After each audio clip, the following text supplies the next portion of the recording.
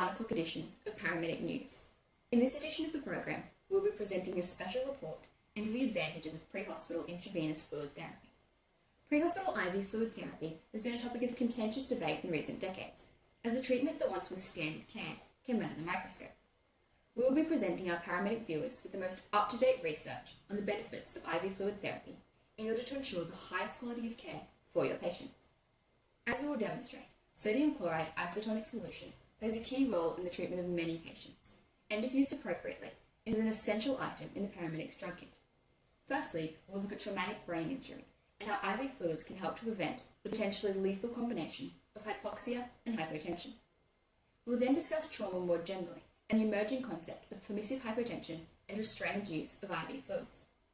Further on in the program, we will look at burns and hypothermia, and we'll finish off by explaining the key role of IV fluids in pre-hospital treatment of sepsis and septic shock. We will also lay to rest some of the arguments put forward by opponents of IV fluid therapy pre-hospitally. We will now cross to Fliss panel, who filed this report about traumatic brain injury and pre-hospital IV fluids. Thanks for having me on the show, Leah. I'm going to be relating fluid therapy to a major global health concern, traumatic brain injuries. And as validated by Starhill, traumatic brain injuries require fluid therapy treatment to improve survival rates. As per the Brain Trauma Foundation guidelines for management of severe traumatic brain injury 4th edition, a systolic blood pressure of above 90 millimeters of mercury for adults with severe head injuries is the suggested target. In patients suffering from hypertension, this is achieved by using fluid therapy to increase the patient's blood pressure.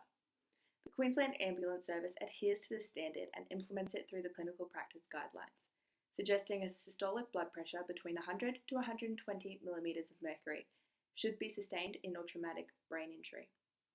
As Levitt discussed, it is important to maintain this level of blood pressure to ensure optimal cerebral perfusion pressure. According to Stiver, when the cerebral perfusion pressure declines, secondary brain injury may occur. Secondary brain injuries can be caused by multiple comorbidities, including hypertension, hypoxia, or an increased intracranial pressure as deliberated by Shackford. All of these potential secondary brain injury stimulants require a continuous and adequate circulation flow to ensure perfusion to all areas of the body, and in fact, Hussman believes traumatic brain injuries require more fluids than other trauma.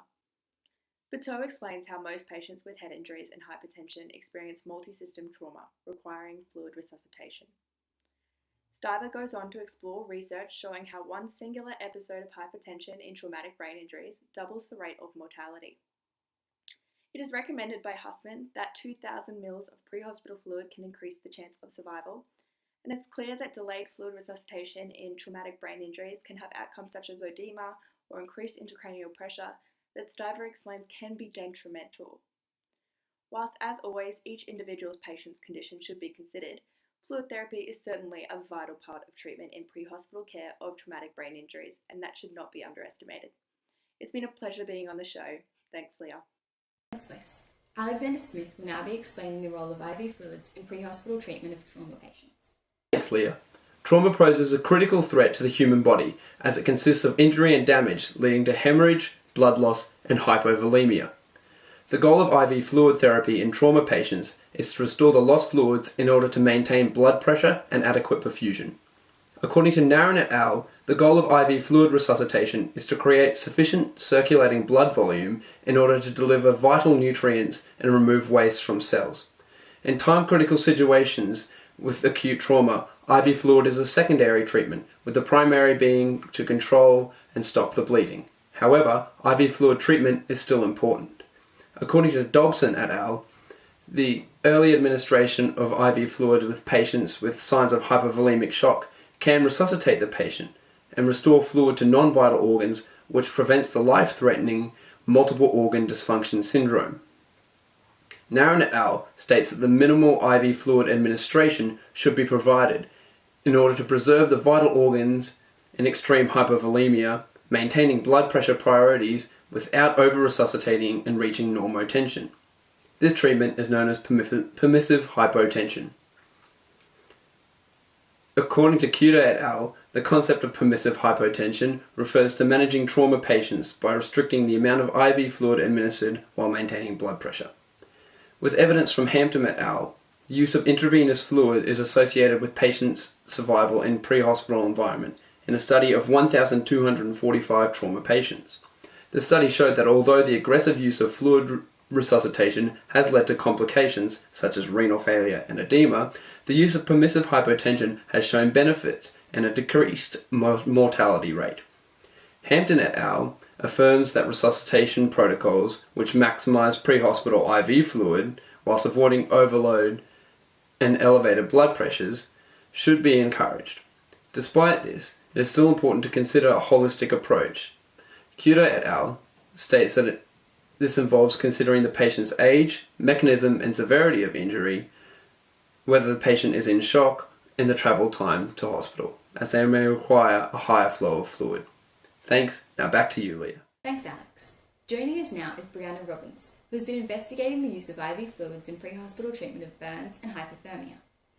Appropriate fluid therapy is crucial in the pre-hospital treatment of burns and hypothermia because, according to Garretson and Melberti 2007, without it, hypovolemia, inadequate cardiac output, tissue hypoperfusion and organ failure can occur. According to the Queensland Ambulance Service Clinical Practice Guidelines, QAS-CPG 2016, burns can cause fluid and electrolyte imbalances that can lead to shock. As detailed by Muehlberger et al. 2009, burns can lead to hypovolemic shock and hyperperfusion due to tissue damage and necrosis initiating a histamine response, vasodilation, and increased capillary permeability, which necessitates the provision of IV fluids to re-establish vascular volume. Mitra et al. 2011 states that the sooner fluid resuscitation is commenced, the more the risk of hyperperfusion causing irreversible organ damage, especially renal failure, is decreased. Hostler 2015 further explains that the goal of pre-hospital fluid therapy is to administer the minimum volume of isotonic saline required to reverse the lost fluid. Determining fluid loss pre-hospitally can be difficult. However, Mitra et al. 2011 reported that the Alfred pre-hospital fluid formula enables safe and effective fluid administration. As stated by Mitra et al. 2011, this formula was used by Ambulance Victoria during the 2009 bushfires to rapidly calculate required fluid volumes, enabling paramedics to successfully correct early fluid deficits. The QAS-CPG 2016 supports the provision of IV fluid to hemodynamically unstable burn patients, except where airway compromise is likely. According to Allison and Porter 2004, if a patient is more than 1 hour from hospital or sustains burns to more than 25% of their body, IV fluid must be commenced.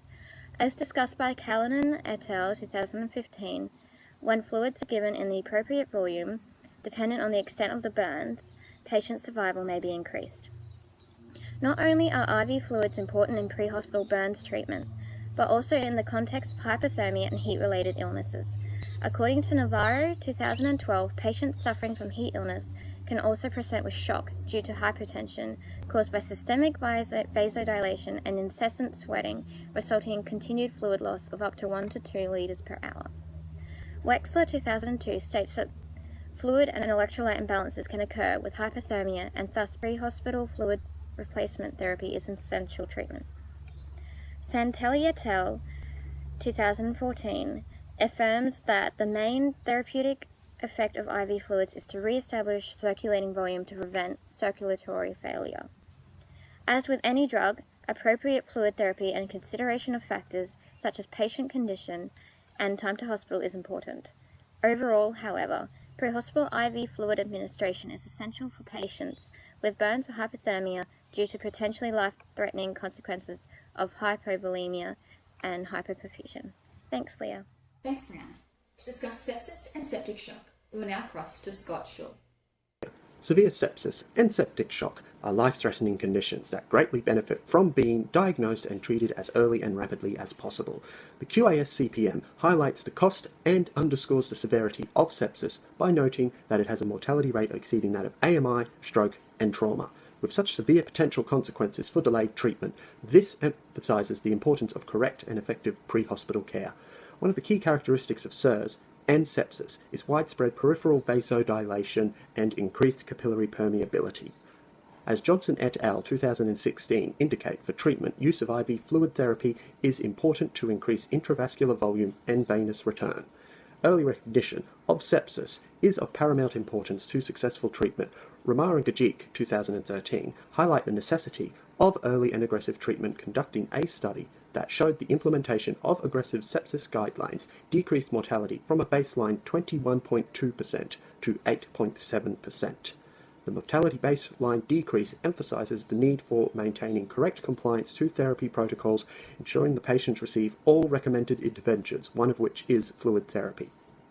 As Robson et al. 2009 discussed, the resuscitation bundle forms part of the concept of early goal-directed therapy in sepsis treatment and involves several interventions, including judicious early use of IV fluid challenges that, if completed within the first 6 hours of sepsis recognition, decrease the risk of mortality. Paramedics can make an important contribution to this treatment by initiating pre-hospital IV fluid therapy, which Robson adds has contributed to improved patient outcomes.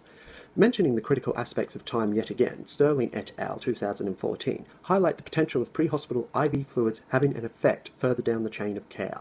Whilst obtaining IV access is not time-consuming in and of itself, in a hospital setting it takes up time and progressively delays consequent treatments, and pre-hospital IV access removes this delay.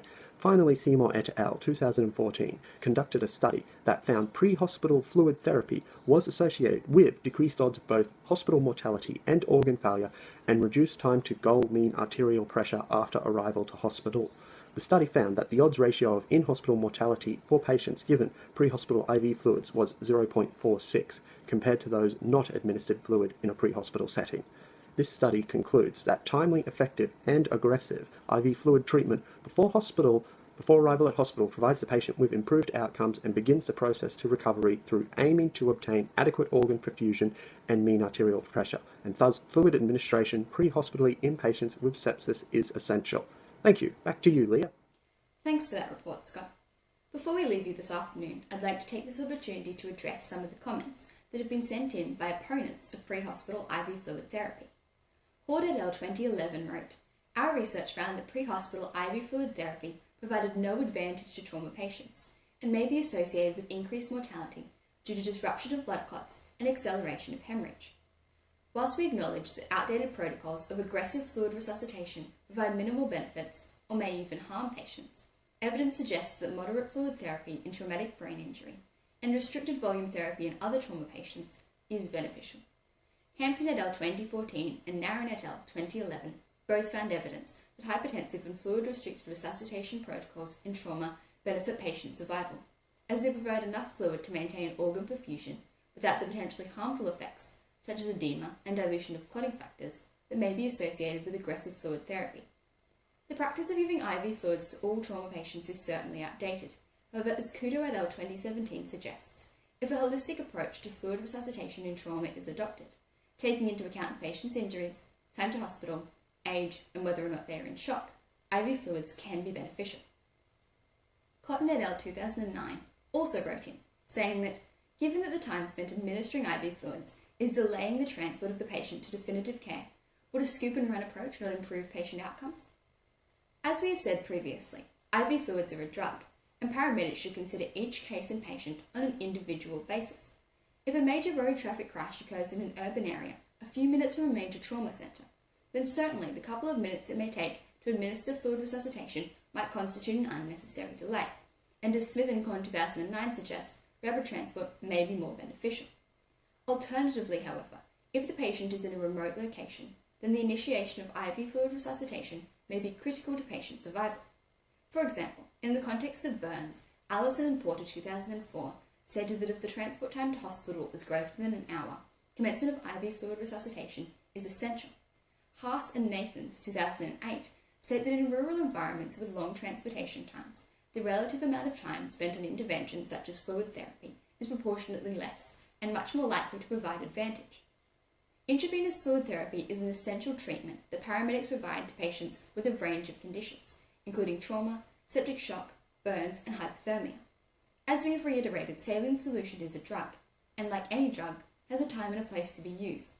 If given appropriately, pre-hospital IV fluid therapy can have many benefits for patients, and should continue to be used by paramedics. Thank you for tuning in to this edition of Paramedic News.